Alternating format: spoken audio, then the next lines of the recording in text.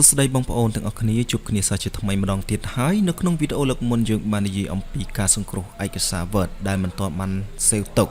ដោយបញ្ហាផ្សេងៗដូចជា computer ពិតដោយពំដឹងមូលហេតុកំពុងវាអត្ថបទស្រាប់តែដាច់ភ្លើងឬក៏រលត់ computer ដោយពុំទាន់បានសេវឯកសារចូលទៅក្នុង hard disk computer នៅឡើយ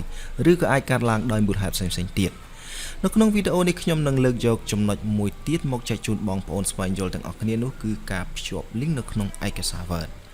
ការបន្ថែមដំណរ link អនុញ្ញាតឲ្យអ្នកភ្ជាប់ចំណុចណាមួយនៃអត្ថបទទៅព័ត៌មាននៅក្នុងផ្នែកផ្សេងទៀតនៃឯកសារតែមួយវាជាមធ្យោបាយងាយស្រួលក្នុងការផ្ដល់ជូនអ្នកអាននៅព័ត៌មាន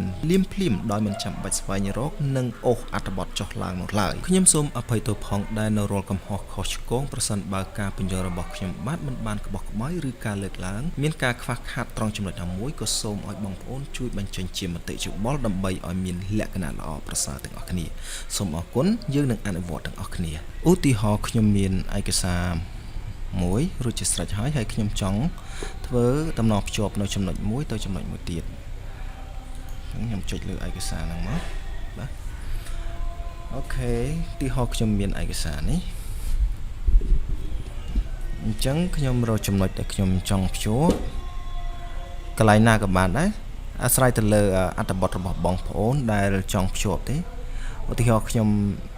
ជ្រើសរើសនៅចំណុចនេះមួយណាអញ្ចឹងខ្ញុំគ្រាន់តែ select នៅលើចំណុចហ្នឹងហើយយើងចុចទៅលើ insert menu នេះបន្ទាប់មកយើងអូសរកមើលពាក្យថា link ពេលឃើញហើយយើងចុចលើវាមកបន្ទាប់មកវានឹងចេញ dialog box មួយសម្រាប់ឲ្យយើងធ្វើការកំណត់លក្ខខណ្ឌផ្សេងៗអញ្ចឹងនៅក្នុងនេះគឺឲ្យយើង link ទៅកាន់ file ប៉ុន្តែក្នុងចំណុចនេះខ្ញុំអត់ចង់លើកឡើងពីការ link ទៅកាន់ file ទេគឺខ្ញុំចង់ link ទៅកាន់ចំណុចណាមួយនៅក្នុងអត្ថបទតែមួយអញ្ចឹងយើងយកកន្លែង place in this document យើងចុចមកណាបន្ទាប់មកយើងមើលនេះគឺផ្នែកផ្សេងដែលមាននៅក្នុងអត្ថបទរបស់យើងអញ្ចឹងយើងចង់ភ្ជាប់នៅចំណុចណាមួយយើងចុចទៅចុចនៅលើត្រង់ចំណុចហ្នឹងវានឹងភ្ជាប់ទៅទីហោខ្ញុំចង់ភ្ជាប់ចំណុចនេះអញ្ចឹងខ្ញុំចុចលើចំណុចហ្នឹងហើយយើងចុច OK មកពេលនោះវានឹងបង្កើត hyperlink មួយសម្រាប់ឲ្យយើងភ្ជាប់ទៅចំណុចដែលយើងបានជ្រើសរើសអញ្ចឹងពេលយើងចង់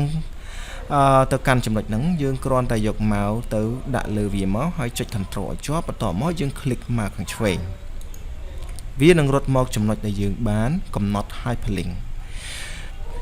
អញ្ចឹងមិនមានបញ្ហាអ្វីឆ្ងល់តាក់ទងទៅនឹងការភ្ជាប់ពីចំណុចមួយទៅចំណុចមួយនៅក្នុងអត្ថបទតែមួយនេះបងប្អូនអាចសរសេរជា comment នៅខាងក្រោមវីដេអូហ្នឹងមកខ្ញុំបាទនឹងធ្វើការឆ្លើយតបអរគុណច្រើនហើយកុំភ្លេចតាមដានវីដេអូថ្មីជាបន្តទៀតសូមអរគុណ